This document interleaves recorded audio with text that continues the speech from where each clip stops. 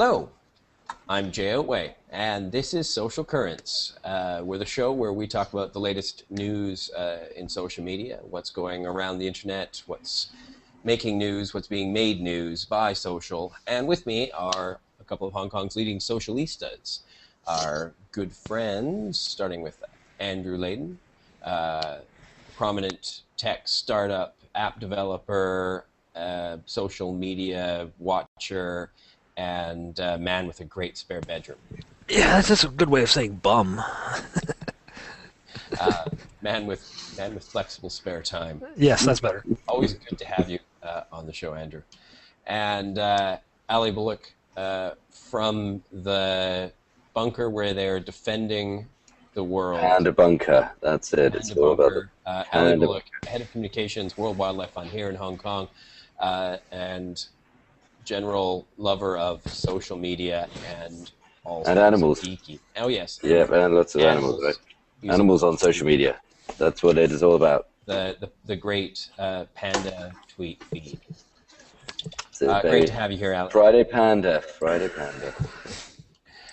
Right. So today, not the busiest week in social media news, and we're also been unfortunately had a number of our special guests have to bail on the last minute. So we're just going to keep this short and sweet this week and start with sort of, I don't know, sort of a lovely, friendly sort of opening here. And let's talk about Hamas, Israel, and why social media like Twitter and Facebook are the new front in the war for Gaza. Yes, war stories. Nothing warms the heart quite. With all the scandals and things going on in the U.S., let's focus instead on foreign wars. So basically, a couple things I want to bring out on this one. There was an image earlier this week. I'm not sure if you saw it. Not an unfamiliar image to us of sort of a smart bomb coming in and hitting a slow-moving truck. What made it interesting, I suppose, was that it was up on YouTube. It's been taken down because YouTube says it breaches the terms of service. Apparently, you're not supposed to show people getting killed or something on YouTube. And of course, that was responded to by the Hamas military account called, I'm not going to do good with this, Al-Qassam Brigade. They shot back on Twitter first, of course, and then later with real rockets. Our blessed hands will reach your leaders and soldiers wherever they are. You opened hell gates on yourself. And that was straight at the IDF spokesperson for the Israeli Defense Force.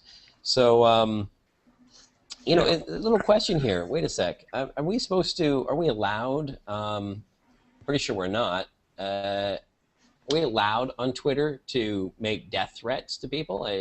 Wasn't there a guy who made a death threat against Obama last week and got arrested? I mean, didn't a guy in the UK make a threat of blowing up an airport? It was a joke, and he gets hauled off to court. But what's up? I mean, Twitter's terms of service are actually kind of against this thing. Why are we letting foreign military powers threaten to destroy each other? Why is that allowed? Well, the IDF spokesman's tweet of the week was, we recommend that no Hamas operatives, whether low-level or senior leaders, show their face above ground in the days ahead. That's a warning, not a threat, if you want to get all on the technical thing. But, my God, Twitter has gone nuts as far as death threats go. If you look at the Obama-Romney election last week and the threats of riots and all the death threats that went back and forth, not just to each other, but to individual supporters. It was crazy. I don't think anybody got their account nixed for a TOS violation. So this is just more the fun. Yeah, I think, to be honest with you, if you look at what's happened in the UK around death threats and airports, kind of bomb on the plane, shut the airport, people are getting prosecuted for this stuff. So I do go back and say I think this is going to become a more serious issue. And ultimately, if you are libel laws, as we've seen, look at Jimmy Savile in the UK, right? The the Lord, who was accused of being a paedophile, it was alluded to on the TV. The moment you went on Twitter, you could find out exactly who this person was. Yeah. Now, it turns out he was innocent, but Twitter had found him guilty, and he's going off and now suing people. Interestingly, he's suing the TV company, BBC, Newsnight. He's also suing people who linked to it on Twitter. So people who think you can just say anything on Twitter and get away with it, that time is over. Oh, this is what's killing me about Twitter right now, right? That in the beginning, what I loved about Twitter was it was a warm and fuzzy and positive place where everybody came together and kumbaya'd and loved one another. And now it is a place full of anger and bitterness and hatred and death threats and pedophiles. And what the hell has happened? Like, why are we still using Twitter? Like, this is obviously going down the drain. Well, so we've got I mean, honestly, this is the kind of stuff people say, what they don't think. I learned a long time ago when I replied to a message board just to write my message and then take 5 minutes. And then, if I really wanted to post it after 5 minutes, I'd go ahead and do it. But, I self-censored myself quite a bit, especially when I talk about like Notre Dame football and stuff like that. And Twitter, though, it's not. It's the total opposite of that. You want people to know exactly what you're thinking the second you're thinking it. There is no time to be rational in some regards. It's not a place where you're talking a lot about what you're thinking. Well, a lot of people are. I mean, if you Twitter's what you're doing. It's 140 characters. It's too short. If your thoughts can always be contained to 140 characters, you're not thinking deep enough. You need to take a deep breath. Spend a few more minutes thinking about what it is. I've often been composing tweets, and if I've rewritten it like more than 3 times, just delete it. The whole thing is it's too much, it's too hard, it's too complicated. What you're trying to express cannot be expressed in a tweet. It's not the right place for it. Well, what's interesting is we're older and my tweets are more polished for a word, but when I take a look at tweets, for example, when we were following the hurricane last week, I was following by and large young people back in my hometown, and my God, these guys were tweeting 300 tweets a day, 400 tweets a day, basically IRC chat going on in the Twitter, and it was endless streams. They had 10, 20, 30,000 tweets in their thing, and they were just basically stream of consciousness tweeting. And I'm sure some of these people who named this Tory MP were just running right off the thing. By the way, actually, there's an update. He just got £185,000 in damages from the BBC. Yeah. And then the BBC just issued a Twitter ban on their staff. I bet they did. Yeah, the Daily Mail. So. No, it makes sense. I mean, I think we've got to realize that we have to be a lot more responsible nowadays, about what we put on social media. But I think people think they can just vomit on social media and no one's going to do anything because it's anonymous or because, nobody will care because it's Twitter. Well, people do care. When you're being accused of pedophilia and, child rape, that's serious. And I think people need to realize that when you retweet something, you are adding, your voice to that. And I think people at the moment just think that this is an innocent, way to do things. Just, I'll hit the retweet button, blah, blah, blah. But it's not innocent. It may be naive, it may be wrong, but you're affecting somebody's life. And I think Twitter has to grow up now. And I think ultimately, this is going to be up to Twitter to have to police this somehow. And I hate to say, unless Twitter polices it, you know what? Government's going to come in and start policing it. Twitter's always been trying about open and just let it flow. And even the way that now, when they think that there's tweets up that for some reason, violate copyright or whatever, they're not even removing those tweets, right? In fact, they're just putting a little, this tweet contains potentially, whatever material, so that I think Twitter's idea was always to sort of remain open. And if they do start getting into this censoring and policing thing, do we then lose what's really great about Twitter, the whole freedom of flow of information? And the idea we have to take the good, the bad, we have to get better at filtering. Obviously, if somebody's tweeting 300 crappy tweets a day, I'm never going to list them. I'm never going to put them in a column. I'm not going to follow them. That's my choice to do. Yeah.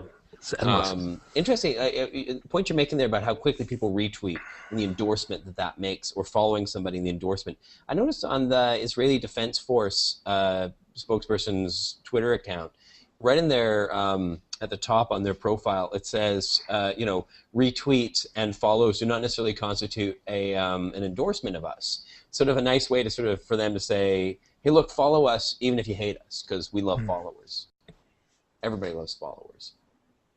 Yeah, maybe other thing is to protect the people who are retweeting from other threats of other people that are going to send around. I mean, if you were to read, how many of these retweets, I wonder, the warning got, and what happened to the people that did that? For example, the people that put out death threats to Obama or to people who supported Romney. Once that hit the blog sphere of the conservative and liberal blogs, those people were deluged by comments, calling them morons and idiots and threatening them. So, people got to be a little careful. I think, related to all this is what's also happening in the U.S. with the CIA director. Everybody's pretty aware that he's resigned, but what's been very interesting in that is how they got it, the digital forensics they used. So, if you have even the slightest thought that you are being anonymous on Twitter, think again. Yeah. They can find you. They can track your IP. You, short of using Tor and VPNs and throwaway addresses, they can find you. Well, and that's true. But this is, I think, back to the real point here. Everybody who wants to be taken serious using social media needs to use their authentic identity. They need to be really thoughtful in how they curate their online presence to make themselves, into the brightest, cleverest, most shiny, happy version of themselves they possibly can. They need to be positive individuals who can attract people through that positivity. I think these are the ground rules for being online today. And what's surprising me, or what's worrying me, is how long it seems to be taking for the masses to get that figured out, whether they ever will. And do I want to be in any place where I'm full of people like that who just don't get it?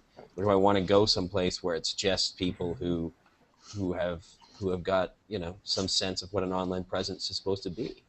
Yeah, I often, it's interesting you mentioned, because I have a friend who's started in social media only a year ago, but he specializes in legal social media for lawyers and such. But he has cultivated an online presence of professionalism and relative stuff, not 300 tweets a day. And his numbers have surpassed me. He's got almost 10,000 followers in 10 months. Tweeting about a very small subject, legal, law firms, and social media and stuff like that. What's his name? John Grimley. I think you met him at one of the social media events here in Hong Kong. And he's actually become quite an authority on law firms and social media. But but it's because he's got this solid presence and this solid professional presence. And, it's just sort of the advice you're saying. It's something that's set out. His Twitter is John Grimley, Grimley, John. And but he's generally regarded now as one of the top legal tweeters. Yeah. I want to transition from Israel and the Gaza Strip into something else here. Here it is.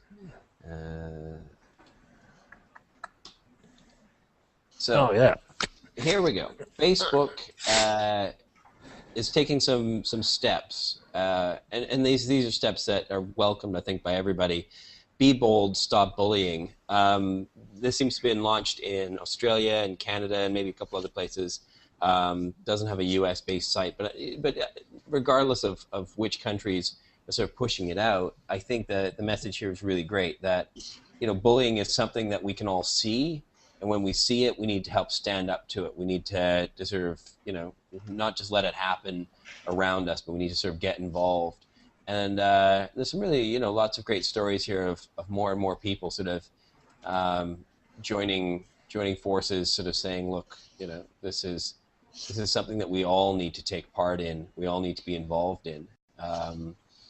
And I'm not sure exactly how that relates to what we've been seeing, in war zones here, but there is a certain, I don't know, I see a symmetry of bullying going on, and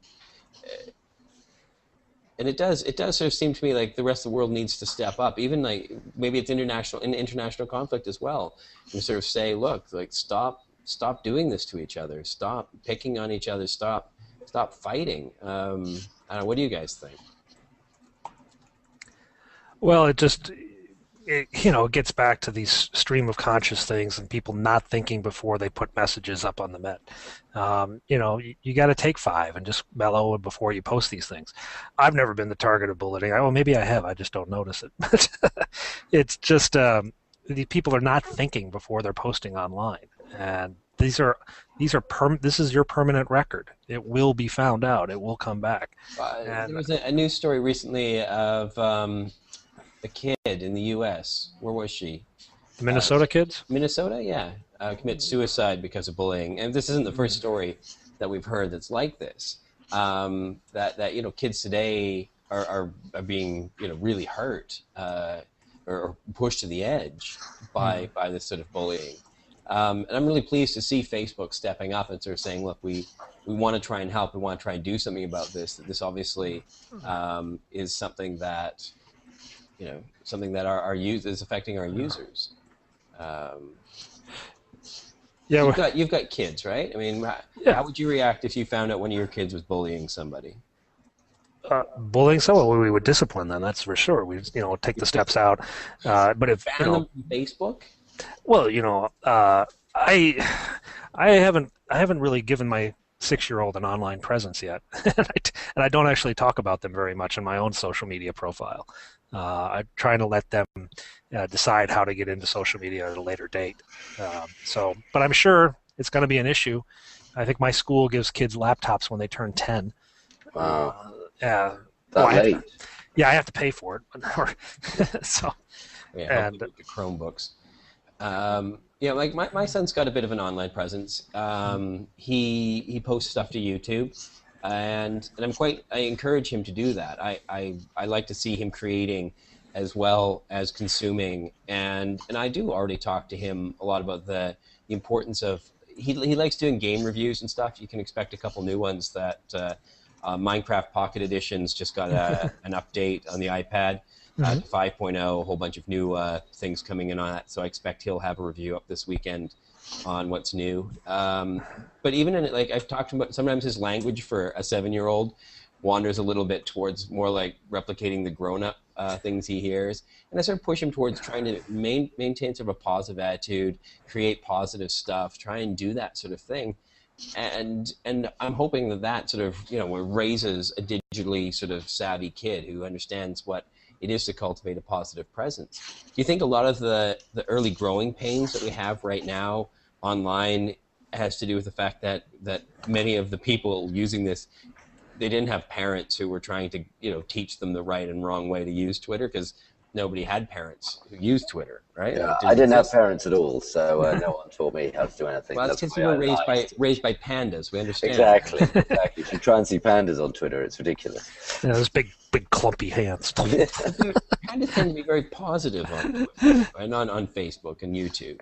They love it. They love it. Oh, I had very involved parents in my upbringing and stuff, but God, we all made stupid ass mistakes. And now the idea that these mistakes are going to be magnified for a worldwide audience forever. I mean, heck, some of the stuff I never even told my parents about. Those things, I'm sure I would have tweeted, "Hey, I almost got run over by my own car today," while I wasn't in it. Well, and this is it. Maybe this is what we're feeling, not just with what the kids are talking about, but what we're seeing with grown-ups and what we're seeing with military spokespeople, is that they're putting out stuff that a generation ago would never have seen the light of day. And because of that, it mushrooms. It seems so much bigger and so much louder, especially if you're in the echo chamber that is talking about that particular thing, and it bounces around so much more.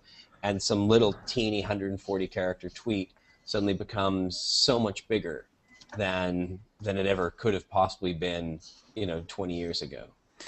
Well, look at all the kid celebrities who turned out to be psycho, because the glare of the media spotlight on them 24/7 just drove them to all sorts of craziness. And now we have everybody's a minor league reality celebrity in their own Facebook and social media presence. And, they're going to have the same problems. When they make a mistake, it's going to be there for weeks on end. Before you made a mistake, you and your buddies knew about it. Maybe they told a couple other people, but it went away. Now it's just always there. It's going to be out there forever. Oh. Hey, Panda's calling. For a second. Well, he. Bye, Allie. Allie had to run off at 1:30, and now he's 2 minutes late. So. Oh, off he goes. Right. Well, so, we'll you and me, Jay. Should have a little Allie puppet that pops up. We would have put a panda in there. That's just a shame because the next one is one thing that actually I did want to get Allie to talk about. Sadly, finally, I just got a couple thoughts on this. I'd like to hear Andrew what you sort of think. Let me do the screen share thing. Yeah. Back and forth between the screens and poof. So it basically says you can't opt out of Facebook's new couple pages, which isn't wholly true. Have you seen the new couples pages? Yeah, I've seen them. I haven't actually played with it. I haven't seen it. I haven't either because, interesting enough, my wife has gotten into using Facebook a lot more at my encouragement, and I'm really pleased to see her doing it and starting to share increasingly relevant, interesting things. It's still not quite to the level that I like to use Facebook. But then again, I'm starting to rethink whether I should, because I've been preaching, use Facebook professionally to people for a long time. And I'm sort of thinking, actually, G+ is the place to do kind of that stuff. And maybe Facebook is a place to just be a little bit more relaxed. I mean, not goofy, thoughtless relaxed, but yeah, I mean, the occasional cat picture shouldn't hurt. I kind of threw up a couple yesterday from 9gag. Just discovered that 9gag is a Hong Kong company. Okay. Yeah, blew my mind. I'm like, what? Really? So yeah, hoping to try and get in touch with the 9gag guys and get them to speak at one of our upcoming events. It would be fantastic, or even get them on the show here. But I'm told by Casey Lau that they're shy and they don't like to come out of their cave. He's trying to get them for the startups meeting as well. So maybe we can do a joint gathering with 9gag at some point. But it's very exciting. So, I mean, you see a site like 9gag, and to find out they're in your own backyard, it's huge. I'm looking at them now. And but anyways, the idea, though, the thing that I was thinking about with this couples page thing, right? Well, the idea is what happens if you put your both of your names together, and it curates a stream of content from your two accounts. And so it sort of becomes, a duet, two people playing together, putting stuff into a feed that comes out. And immediately my thought goes, I haven't watched the show for a long time, I don't know if it's still on the air, but do you remember that one of the early reality shows, Survivor? Yeah. And along the way, like, I don't know, like the third or fourth season, people worked out that if you became like a boyfriend-girlfriend couple in Survivor, that you were so much stronger and more powerful than any of the individuals. That working as a united two, your votes were stronger, the way you got through everything was stronger, and that couples started to produce winners every time. I stopped watching Survivor by then, but okay. Yeah.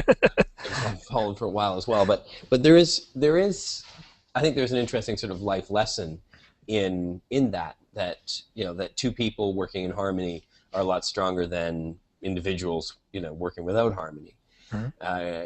And so I was wondering if the same thing, like, could you start to create a really interesting, powerful Facebook feed that attracted a lot of fans, a lot of likes and comments and things like that, if you worked as a team, if you worked in harmony, and you started posting things that sort of bounced off and played off of each other. But are your Facebook posts the same kind of Facebook as your wife's? No, and then I think that's the problem for me at this point, is I'd have to sit down with her, and we'd have to jointly agree on what our strategy would be, of what we would be putting up and how we'd be doing it, and you'd have to make a real team effort out of it. And to be honest, I've been married 10 years now.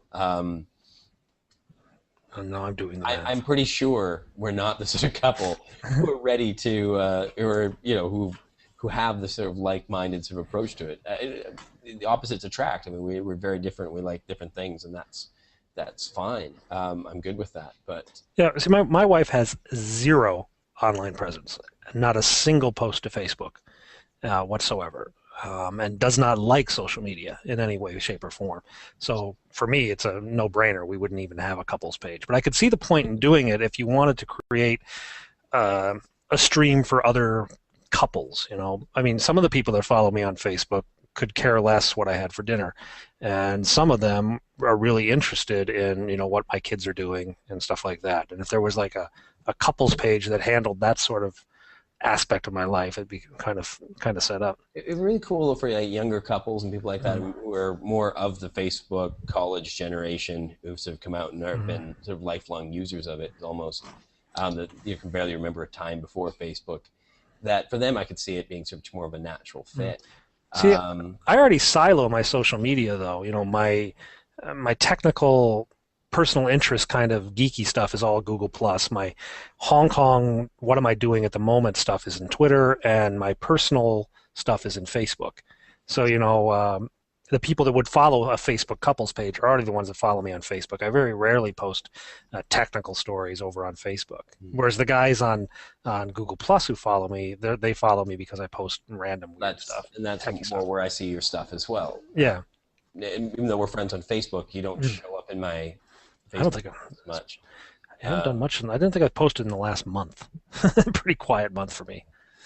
But you can also create friends pages, and the friends pages do this very same sort of thing where they merge people's accounts into a single sort of stream. Yeah. And yeah, I'm sort of thinking that maybe what we need to set up is a friends stream that puts the Israeli Defense Force and the Hamas in the same sort of feed, and see if by putting them together we can't get them to sort of produce more harmonious sort of exchanges. Oh, that would be nasty stuff going back and forth. But it would be interesting what we were talking about last week in Instagram in the developing it for a news monitoring type setup.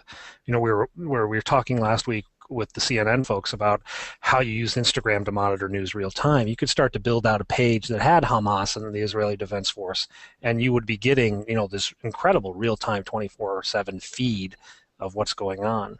That'd be kind of a nice mashup to make, from the news standpoint. Yeah, I think the headline there, though, the problem with the couples page, friends page, I think works the same way, is that to break the page up, you actually have to unfriend, uncouple with the other person. So you have to change your relationship status maybe to, single again. I don't know exactly how it works, but it's in Facebook terms. I mean, for a lot of people, unfriending somebody or changing your relationship status is massive, and it can send shockwaves throughout your community, as maybe they didn't understand you were doing it just to unseparate a page, and they suddenly think, oh my God, my best friend's getting divorced. What's happening? What's going on? So yeah, they may need to tweak those page settings. Yeah. Yeah, even whenever people finally get on to putting in they're married, it's usually 5 or 10 years after they actually got married. It's just, and of course people are like, "What? You got married this week?" No. Yeah, I know plenty of people with stories like that as well. All right, what's your viral meme thingy of the week? What do you got for us, Andrew?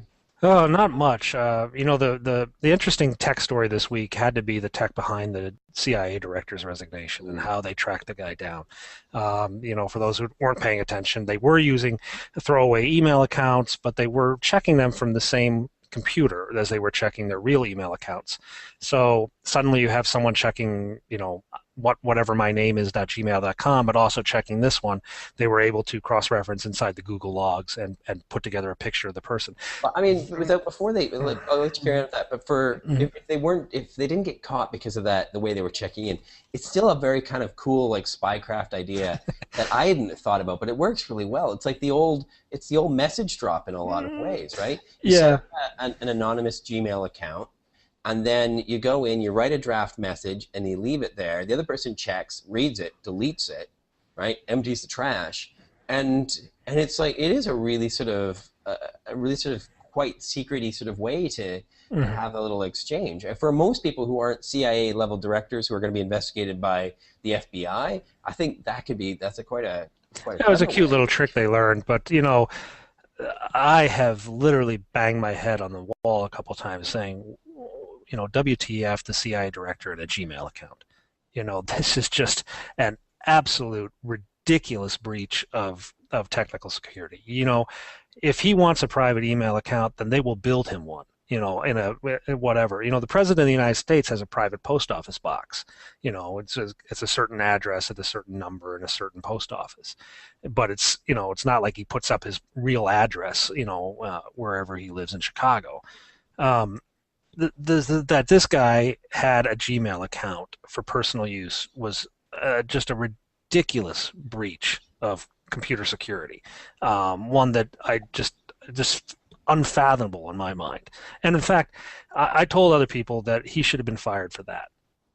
Honestly, I think he should have been fired for having a non-secure personal email account run by a third party, not run by something like this. This is a guy at the CIA, and because everything this guy does is relevant.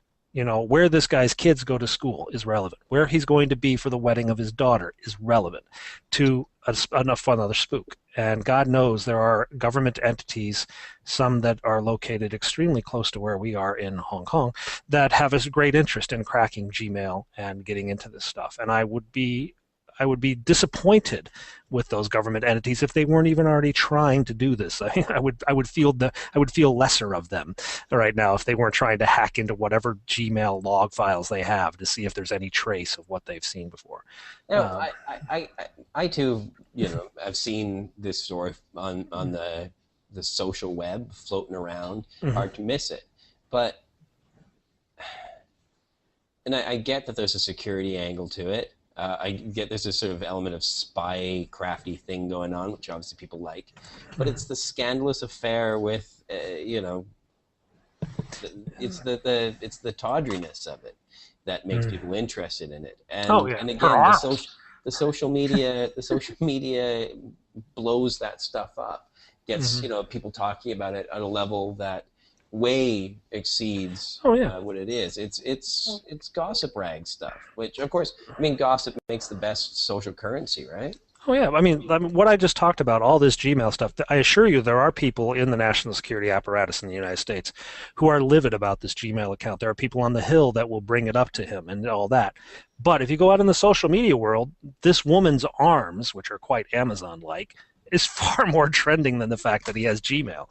Let's not kid ourselves. And that's not even getting into the tawdry nature of what they actually might have done under the table or something like that. That's just the world we live in.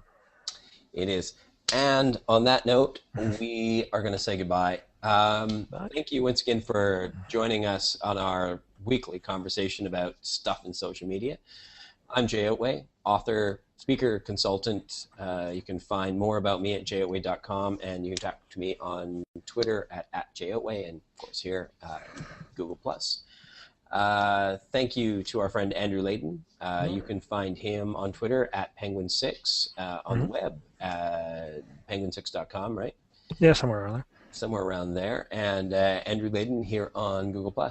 And in the empty seat Ali is our good friend Ali Bullock, who right now has run off to save the world from the zombie panda apocalypse. World War Z.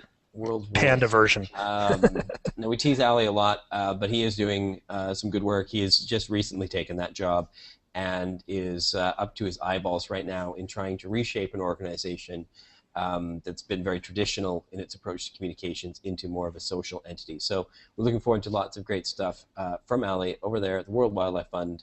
You can also chat with him on Twitter. He's a huge wildlife photographer as well. Check out his website, alibullock.com, and you can see lots of very amazing pictures of things. And that's it for this week. Thank you. Join us again every Friday as we explore the news of the week. And goodbye. Say goodbye, everybody. Later. Bye.